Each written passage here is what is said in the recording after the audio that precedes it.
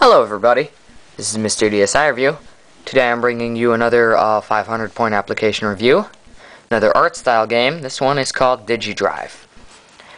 I would apologize for it being kind of dark, but honestly I can't because it's literally like 3 o'clock right now. I wish I was kidding. Anyway, let's start it up.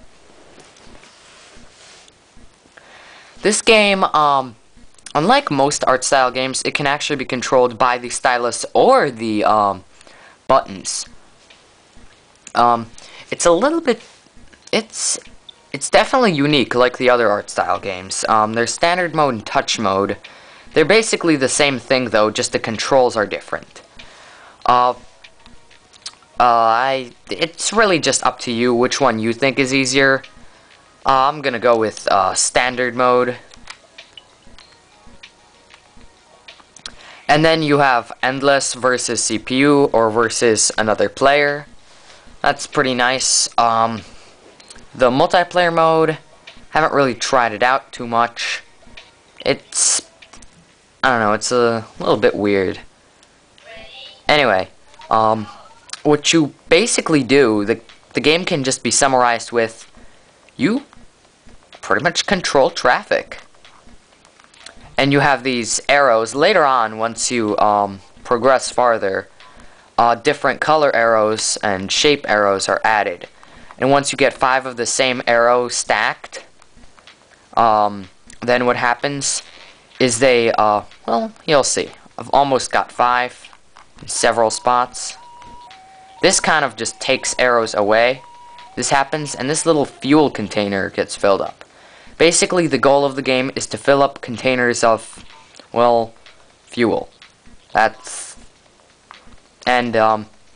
See, the reason for this is, down here there's this thing. It looks, I don't know, it's kind of like a disc thing, I guess. And then there's this little arrow down here. And the goal is to not let this arrow hit this. When it hits that, you lose. And the only way you can prevent it from hitting that is by making this move forward. And that's by using up the fuel you collect. And you'll see how that's done, hopefully quite soon. Now, once something kind of, I don't know, I guess you could say disappears, like one of these bars of color, that fuel either disappears or is used up. Like when it's in this kind of mode, which I think might actually be called Digidrive mode. It's kind of hard to see or to hear what the person is saying, the narrator kind of person. Then the fuel is used up. Otherwise, it disappears. Now, if an arrow of the wrong color moves into it, then the fuel goes and is added to the other fuel containers, assuming there are any. Otherwise, the fuel disappears. And to use up fuel, the red and black arrow that honks kind of like an ambulance, or not honks, but it has the siren. That basically, when it takes arrows away, it'll take away their corresponding fuel container, and that's how the fuel is used.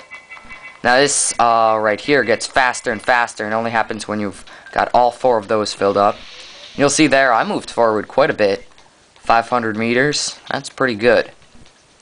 And so just to show you, I'll summon in one of these arrow things. See, it's got like the siren. And there, it does its thing.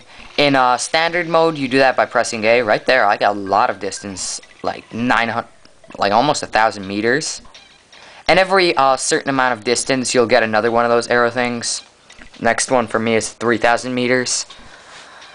Anyway, so, like I was saying, in standard mode, you kind of summon the arrow thing by pressing A. In touch mode, you just touch the fuel container, and one of the arrow things disappears.